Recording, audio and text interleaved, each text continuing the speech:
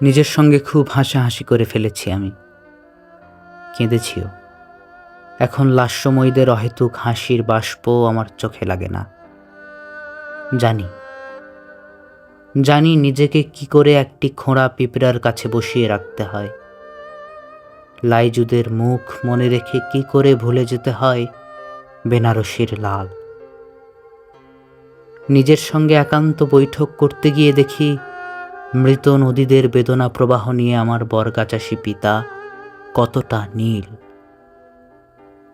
সেই থেকে জল অথবা পানি খরচের ভয়ে আমি আর কাঁদি না। সেই থেকেই নিজের কাঁধে হাত রেখে বলে আসছি, বেদনার চেয়ে বড় হও, বেদনা জীবনানন্দের মতো। নিজের সঙ্গে খুব হাসাহাসি করে ফেলেছি আমি। এখন অভিমানের দেওয়াল ভেঙে নিজের ভেতর নিজেই ঢুকতে পারি না।